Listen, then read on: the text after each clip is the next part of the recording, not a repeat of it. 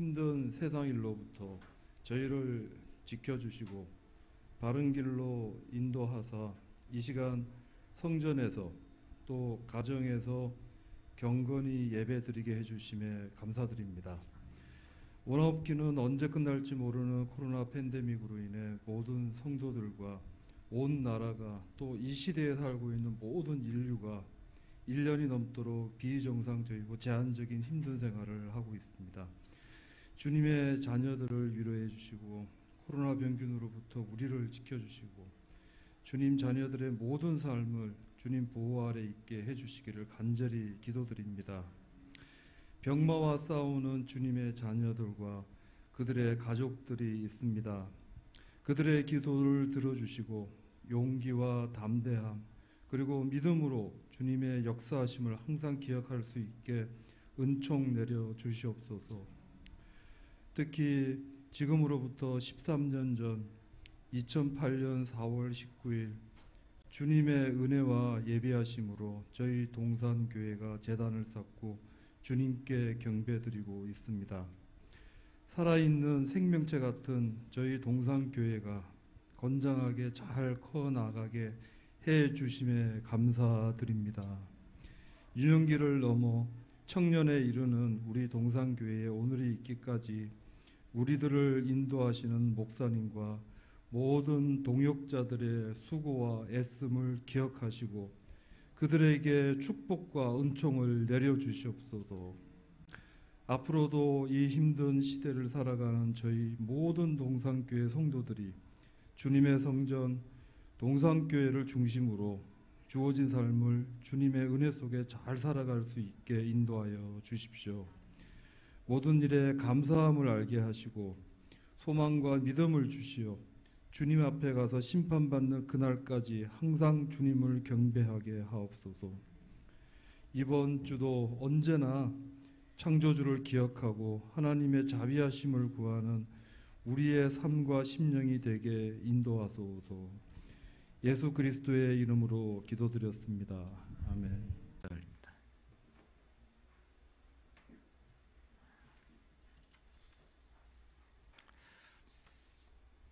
골로새서 1장 15절에서 20절.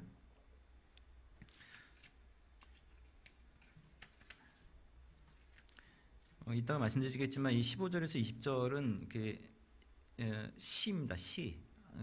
창가라고 그러는데 바울의 창가라고 우리가 흔히 이렇게 명명하는데 시라서 한번 요 시를 한번 좀 생각해 보시면서 한 절씩 같이 천천히 한번 읽어보도록 하겠습니다. 15절 20절 시작.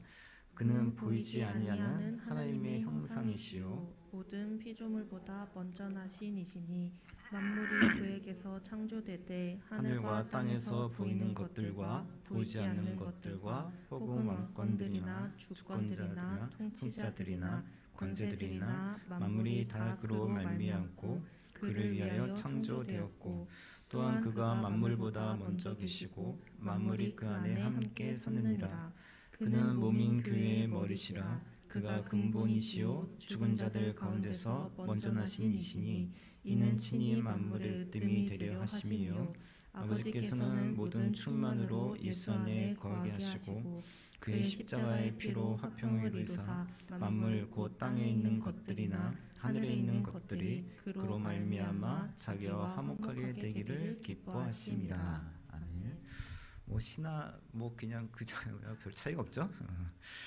자, 이번에 일본이 그 후쿠시마 오염수를 이제 방류하기로 했다고 하는데 당연히 이제 다른 주변 국가들도 큰 피해를 입을 것으로 이제 예상을 하고 있고 아마 일본 자국민들도 큰 피해를 입게 될 겁니다.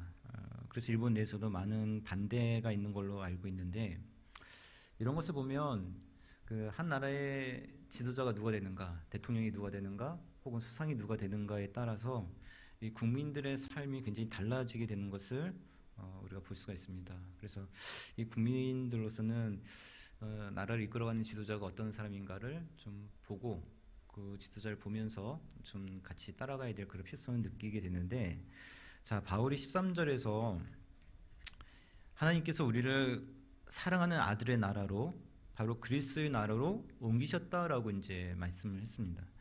그러면 이제 이어져야 될 내용은 뭐냐면, 그러면 우리가 그리스도의 나라로 옮겨졌더라면 그 나라를 통치하고 있는 그리스도는 어떤 분인가? 그분에 대해서 정말 그분은 어떠한 모습인가? 이것들을 이제 살펴봐야 되기 때문에 그 모습에 대해서 이제 이야기를 해주고 있는 그런 내용입니다. 그 부분에 대해서 바울은 15절에서 보이지 않는 하나님의 형상이며 모든 피조물보다 먼저 나신 분이라라고 말씀을 하고 있어요. 자, 우리가 창세기 첫 장에서 하나님께서 세상을 이제 창조하신 이야기가 나오고 있죠. 그래서 하나님께서 모든 세상을 창조하시면서 사람을 창조하셨는데, 사람을 창조하실 때도 하나님께서는 사람의 형상으로 창조하셨다 이렇게 되어 있습니다. 그래서 우리는 하나님의 형상으로 창조된 피조물이에요. 그래서 하나님께서 세상을 창조하실 때에 우리를 하나님의 형상으로 창조하신 겁니다. 바울은 예수님도 하나님의 형상이란 말을 사용하고 있어요. 실제로 우리처럼 인간의 몸을 입고 이 땅에 오신 적도 있습니다. 그렇다고 해서 예수님께서 이 땅에 인간의 몸을 입고 오신 적이 있지만 예수님도 하나님의 형상으로 창조된 분이라는 것은 아니에요. 인간의 몸으로 오신 적이 있지만 우리 눈에 보이지 않는 하나님의 형상으로 본질적으로 하나님이십니다. 그 바울이 빌립보서에도 예수님은 하나님과 본체시다, 하나님의 본체시다라는 그런 표현을 쓰고 있잖아요. 그래서 예수께서 이 땅에 인간의 몸을 입고 오셨고 그 완전한 인간의 몸으로 오셨지만 그렇다고 해서 인간이 아니라는 거예요. 이게 너무나 당연한 주제인 것 같은데 골로새 교회에서는 굉장히 중요한 이게 논쟁거리가 되어집니다. 그래서 미리 이제 여기서 이야기를 해주고 있는 거거든요. 예수께서 이 땅에 오신 적이 있고 인간의 몸을 입으신 적이 있지만 그분은 인간이 아니고 완전하신 하나님이시라는 것을 여기서 강조하고 있는 거죠.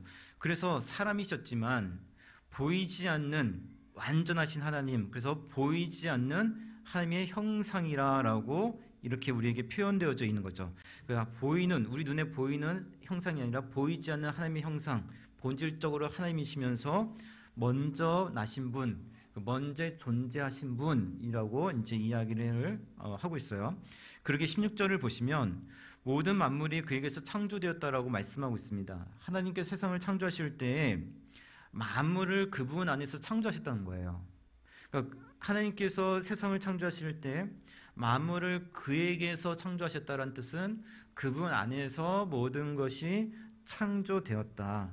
하늘과 땅에 있는 것들, 보이는 것들이나 보이지 않는 것들, 우리 눈에 보이지 않는 어떤 영적 세계나 자연 질서들, 바람의 흐름이나 이런 모든 것들 다 하나님께서 다 창조하셨는데 그것을 다 누구 안에서? 예수 안에서 모든 것을 창조하셨다라고 이야기하는 겁니다. 눈을 들어서 또 세상을 바라보면 세상의 권력자들, 세상의 어떤 세력들, 많은 유정자들 이런 것들이 보이지만 그건 역시도 다 예수 그리스도 안에서 창조되었다. 그래서 이 세상 그 어떤 것보다도 우월하신 분이 바로 하나님의 아들 예수 그리스도라는 것을 여기서 노래하고 있는 겁니다. 그러게 16절 마지막을 보시면 만물이 다 그로 말미암았고 그를 위하여 창조되었다라고 이야기가 되어 있는데, 자, 모든 우주 만물은 그분을 통하여, 그러니까 그로 말미암았다, 그분 안에서 창조되었다, 이것을 계속 강조하고 있죠. 그리고 모든 것들이 그를 위하여서 창조되었다라고 이야기를 합니다. 자, 여기서 위하여라는 그 헬라어 말이 말 그대로 이제 위하여라는 말로 번역이 될 수도 있고 포로 번역이 될 수 있고요. 무엇을 향하여 투로도 번역이 될 수 있어요.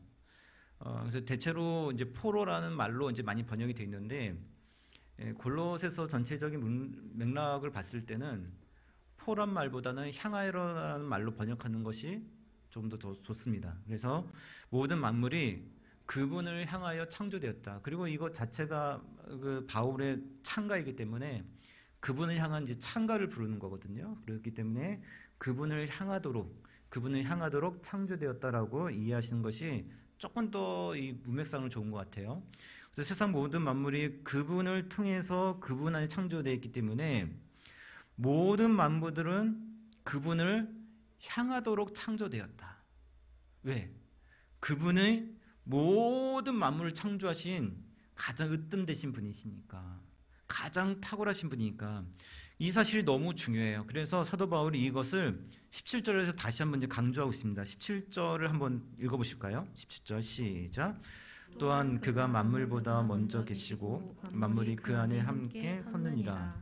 17절은 저희가 이제 후렴구로 보고 있어요. 후렴구. 그래서 1년과 2년에 그 걸쳐 있어가지고 앞뒤로 연결되는 후렴구인데 노래에서 후렴이 있는 것처럼 이 17절이 그만큼 이제 강조점이 있는 거죠. 자, 그가 만물보다 먼저 계시고 만물이 그 안에 함께 섰다라고 이해합니다. 자, 먼저라는 말은 사도 바울이 이제 여기서 먼저라는 말을 이제 자주 쓰고 있는데 먼저라는 말은 시간적인 그러한 개념이 있고요. 서열적인 의미가 있습니다. 예를 들면 1번 타자, 야구 선수 중에서 1번 타자는 제일 먼저 나와서 치는 선수죠. 제일 실력이 좋은 게 아니라 제일 먼저 나서 야구공을 치는 선수. 그래서 시간적으로 먼저라는 뜻이죠. 근데 저희 아들이 이제 어떤 사단에서 근무를 하고 있는데 거기서는 누가 으뜸이냐면 사단장이 으뜸이에요. 그래서 제일 먼저 된 사람. 어떤 으뜸이라는 뜻을 쓸 때도 이 먼저라는 개념을 쓰죠. 그래서 이 먼저라는 개념이 시간적인 그런 개념이 있고 서열적인 개념이 있는데 지금 사도 바울은 이 두 가지를 모두 다 강조하고 있는 거예요. 예수님은 모든 것보다 시간적으로 먼저 존재하시고 모든 것보다 위에 존재하시는 분, 먼저 존재하신다는 뜻이에요. 이게 뭐냐면 선제적 영원이라고 하는 거거든요. 지금부터 영원까지 하면은 그 영원, 지금부터 영원으로 했을 때는 끝이 있다는 얘기입니까? 끝이 없다는 이야기입니까? 영원은 끝이 없다는 뜻이죠. 근데 이거를 그대로 뒤집어서 이렇게 놔두면 여기서 그 영원 전이라고 얘기했을 때는 시작이 있다는 겁니까? 시작이 없다는 겁니까? 시작이 없다는 개념일 수도 있고 시작을 우리는 알 수 없다는 개념이죠.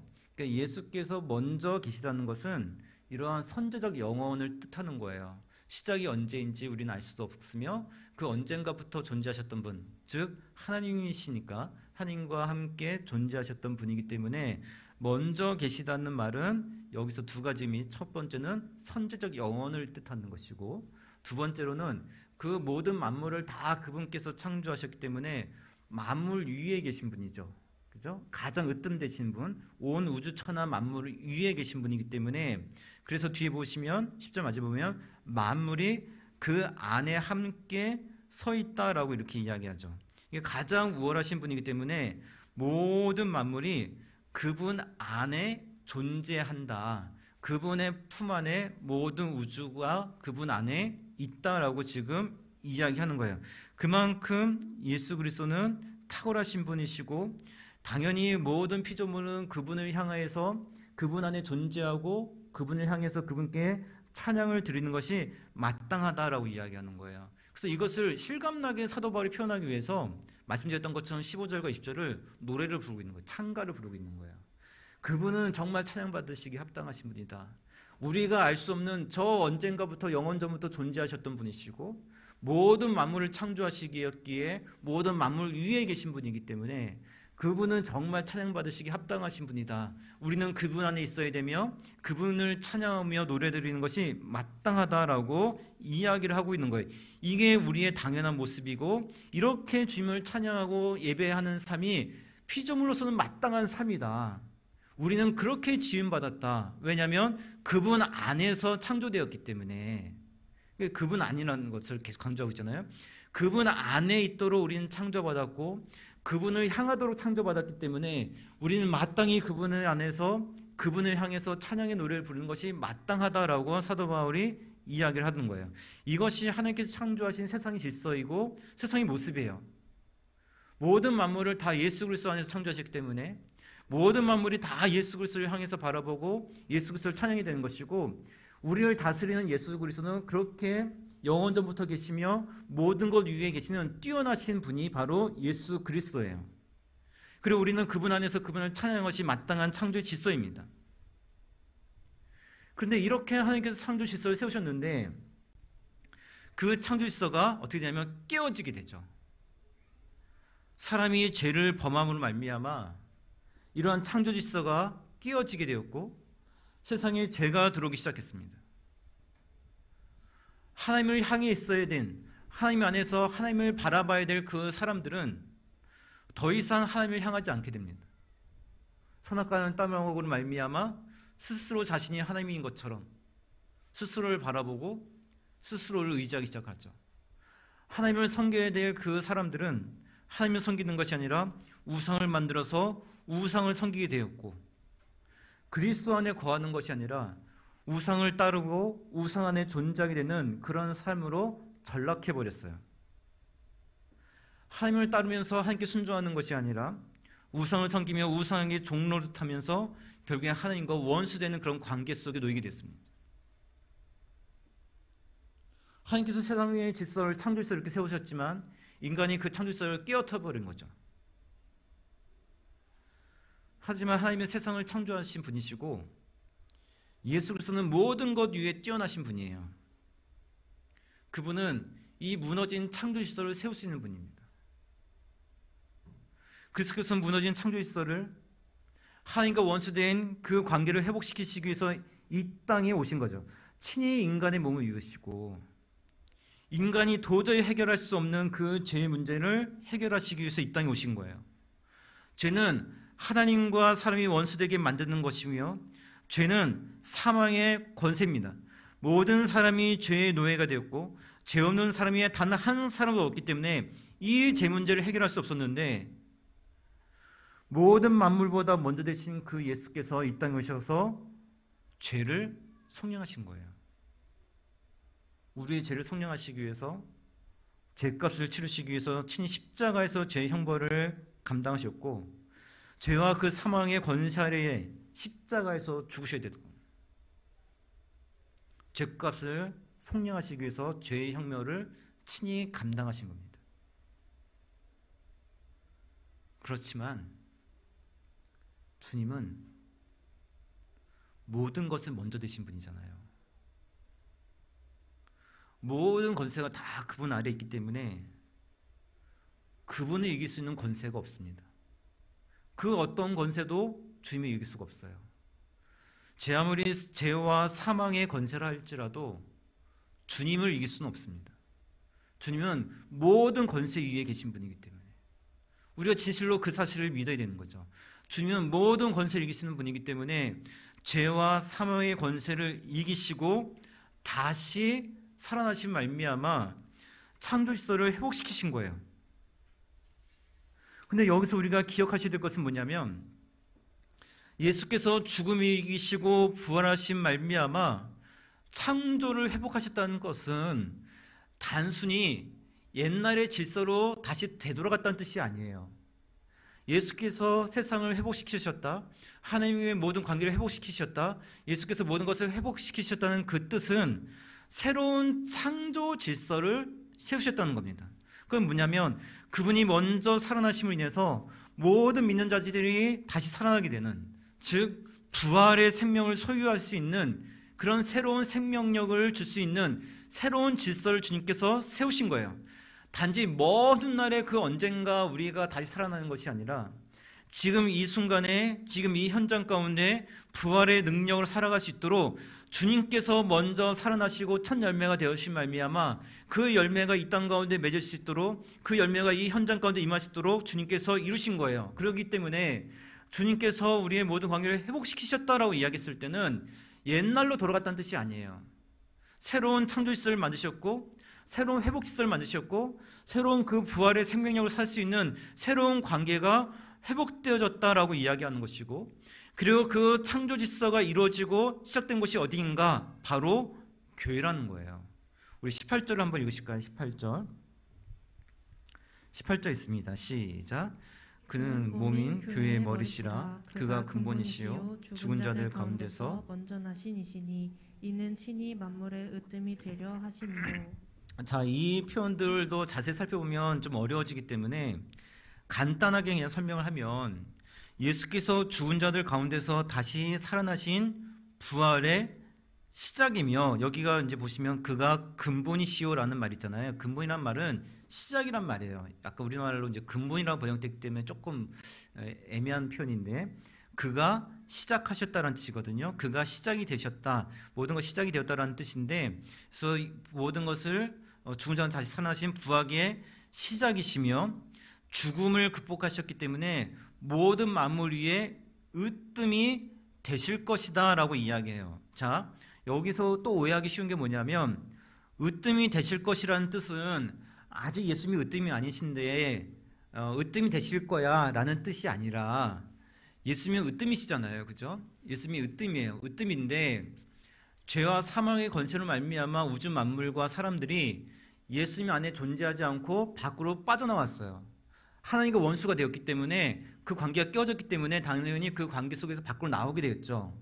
그런데 예수께서 으뜸이 되실 것이라는 뜻은 뭐냐면, 다시 모든 사람들과 우주 만물들을 그 안으로 불러들이기 시작을 하셨고, 최후에 그 모든 것들이 이루어져서 온 우주 만물이 주님 안에서 통합되어진 때가 올 것이라는 뜻이에요. 주님께서 으뜸이 되신 사실은 불변한데, 그렇도록 모든 우주 만물이 다시 주님 안으로 돌아올 수 있도록 되어질 것이다 라는 그것을 이야기를 하고 있는 거예요. 모든 만물이 그리스도 안에 들어와 그리스도를 바라보게 될 것이고, 모든 만물이 그리스도 안에 들어와 그리스도를 바라보게 하는 그 시작점이 어딘가, 바로 교회라라고 이야기하는 거예요. 교회는 주님께서 친히 세우신 교회이고, 친히 주님께서 머리가 되어주신 말미암아 주님께서 통치가 시작되어지는 것이 어디냐면 교회예요. 그리스도의 통치를 받는다는 것은 새로운 창조의 질서, 부활의 생명 속에 살아간다는 것을 의미하는 겁니다. 우리가 교회를 다닌다는 것은 단순히 어느 교회에 출석을 해가지고 거기 그냥 소속되어 있다는 뜻이 아니라, 주님의 몸된 그 교회 공동체 안에서 주님의 통치를 받는 관계, 주님 안에 존재하는 자로서 다시 회복되었다는 것을 의미하는 것이고, 그러기에 주님의 몸된 안에 있기 때문에, 주님의 안에 거하기 때문에 새롭게 주님께서 세워주신 그 창조의 질서, 즉 부활의 능력으로 살아갈 수 있는 삶이 시작되어졌고, 그리고 부활의 능력을 따라 주님을 향하고 주님을 경배하는 그런 삶이 우리에게 시작되었다라고 이야기를 하고 있는 겁니다. 동시에 이 모든 시작점이 교회이기 때문에, 교회라고 하는 것은 하나님과 원수되었던 그 모든 만물들이 다시 주님께 돌아오시도록, 화평의 관계를 누릴 수 있도록 그 역할을 감당하는 것이 무엇인가, 바로 교회여야 한다고 이야기를 하는 거예요. 이것은 골로새 교회를 포함한 모든 보편적인 교회, 모든 우주적인 교회는 바로 예수 그리스도 안에 존재되며 부활의 생명을 누리고 우리에게 생명과 질서를 주신 하나님을 향해서 예배하는 그러한 교회가 되어야 된다는 것을 여기서 재차 강조하고 있는 거예요. 찬미의 제사를 주님 앞에 드리자.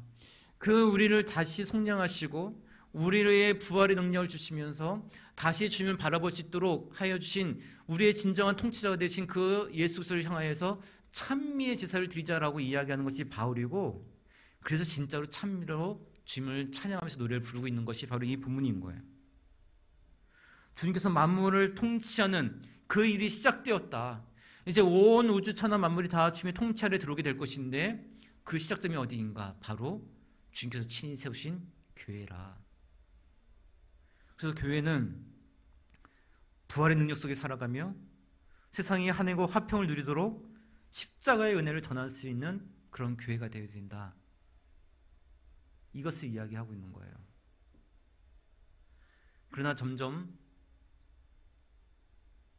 모든 만물이 하나님과 화평을 누리도록 십자가의 은혜를 전해야 되는, 정말 하나님을 바라보면서 하나님의 찬미의 제사를 드려야 되는 그 교회들이 세상 가운데 점점 힘을 잃고 가는 그러한 세상을 우리는 살아가고 있습니다. 팀켈러 목사님의 책을 보면 미국 사회를 기독교 후기 사회라고 이렇게 평가를 하고 있거든요.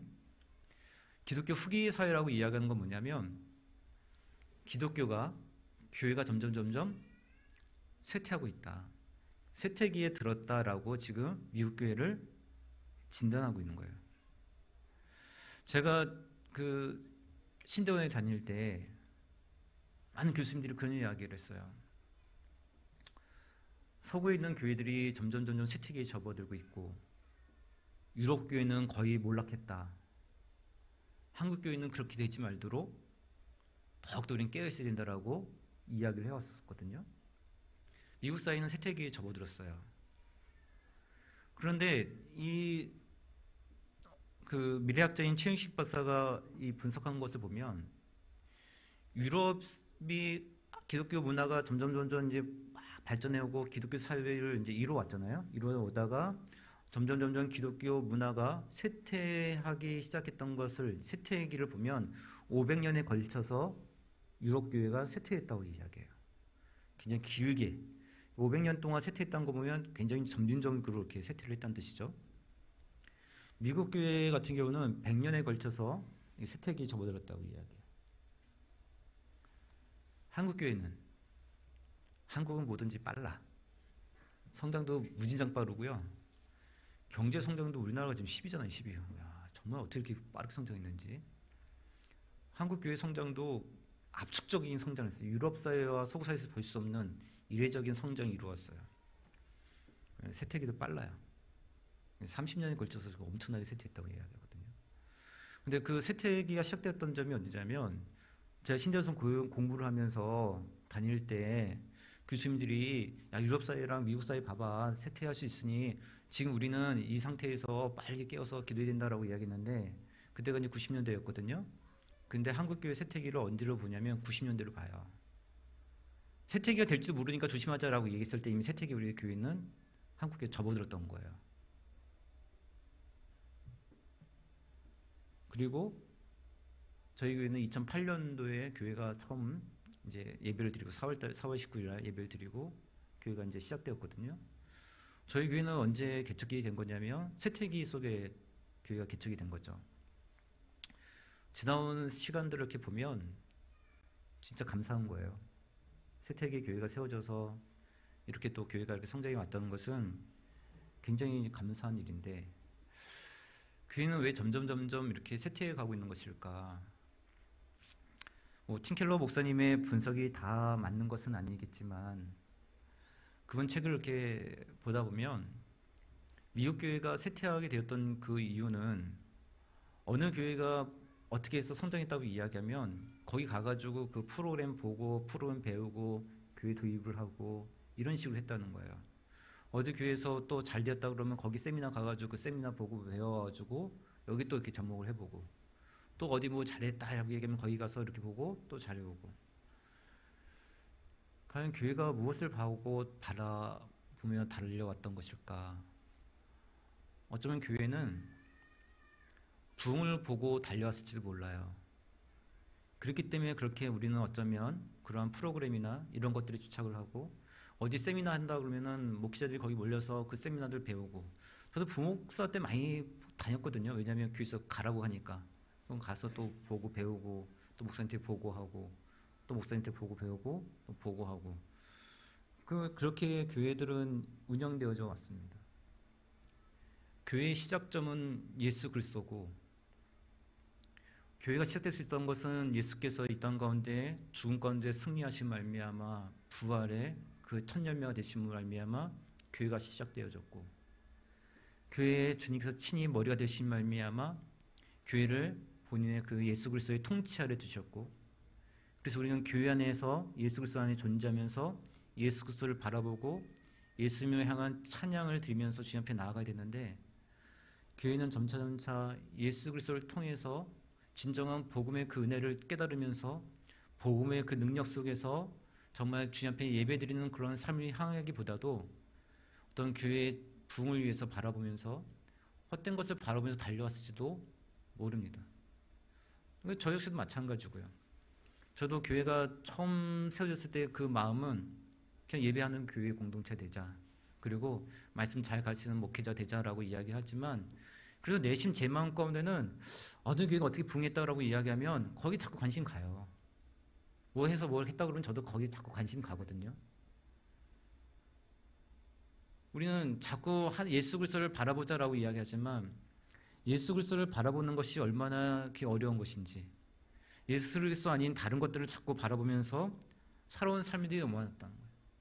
진짜 중요한 것은 복음인데, 복음은 곧 예수 그리스도잖아요. 정말 중요한 것은 복음인데 그냥 예수 그리스도를 전하면 되는 건데 복음을 어떻게 또 효과적으로 전해야 될지 우리는 그 세미나를 통해서 배워야 되고, 그러다 보니까 예수 그리스도를 믿으면 복 받는다는 식으로 또 복음이 또 왜곡되어지기 시작을 하고, 성도들이 신앙생활을 하는 것이 진짜 하나님 앞에 감사와 기쁨으로써 주님 앞에 나아가는 것이 아니라 내가 잘 믿으면 하나님께서 복 주실 것이라는 또 그런 식으로 또 우리 신앙들이 발전해 나가면서 이상한 방향으로 나아가기 시작을 하고, 결국에 하나님을 바라보는 것이 아니라 하나님께서 갖고 오시는 그 복을 바라보면서 살아가는 사람들이, 정말 신앙들이 변질되어져 버리고, 그러다 보니 예배의 간격들은 사라지고, 이 땅 가운데 부활의 첫 열매가 되신 말미암아 부활의 능력 우리에게 주셨다라고 이야기하는데, 그 부활의 능력들을 우리는 상실해 버리고 살아가고 있는 것이 어쩌면 우리들의 모습일 수도 있다는 겁니다. 주님께서 이곳에 교회를 세우심은 어두운 세상 속에서 부활의 능력을 경험하고 주님을 예배하는 그런 공동체, 그리고 세상 가운데서 복음의 영향 속에 살아가고 그 복음의 능력을 세상 가운데 증거하는 그런 공동체가 되기 위해서 교회를 세우신 것이고, 교회는 마땅히 하나님을 향한 그 찬미 제사가 울려 퍼져야 되는 것이 교회여야 합니다. 그런데 어쩌면 우리는 그 하나님을 바라보지 못하기 때문에 이런 부활의 능력을 상실해버리기 시작을 하고, 기도의 능력도 상실해버리기 시작하고, 예배의 자리도 상실해버리기 시작을 하고, 점차 기도의 자리도 상실해버려져 가고 있는 것이, 어쩌면 지금 우리는 세태기에 있는 기독교의 모습을 닮아가고 있는 교회의 모습일지도 모른다는 생각을 하게 됩니다. 부디 이런 세태기의 교회가 세워졌지만 그럼에도 불구하고 여전히 으뜸되신 그 예수 그리스도께서 우리 교회를 통치하고 계시고 세상 만물을 다스리고 계시다는 사실을 기억하시고, 새로운 하나님의 창조지서 부활의 능력을 우린 씹어서 하루하루 또 주님 앞에 나가서 주님 앞에 은혜를 구하고 온전히 주님을 바라보면서 찬미의 제사를 주님 앞에 기쁨으로 드리면서 주님께서 만물을 통치해 나가는 그 시작점이 되어지는 그러한 교회가 되기를, 정말 이 교회 안에서 정말 찬양의 제사가 울려 퍼지기에 점차 만물이 주님과 함께 돌아와서 주님께 찬양의 제사를 드릴 수 있는 그런 시작점이 될 수 있는 그런 교회들이, 이곳에서 정말 복음의 은혜가 시작점이 되어져서 십자가로 말미암아 화평을 누릴 수 있는 관계가 회복되어지는 그런 시작점이 될 수 있는 그러한 교회가 되기를, 함께 힘쓸 수 있는 그러한 교회가 되기를 간절히 소망해 보기 간절히 소망하게 됩니다. 함께 이 꿈들을 바라보시면서, 이 교회를 바라보시면서 함께 그 소망들을 가지시고 이 교회가 그런 시작점이 될 수 있도록 함께 기도하시고 함께 힘써줄 수 있는 그런 성도들이 되시길 주님의 이름으로 부탁드리겠습니다. 우리가 찬양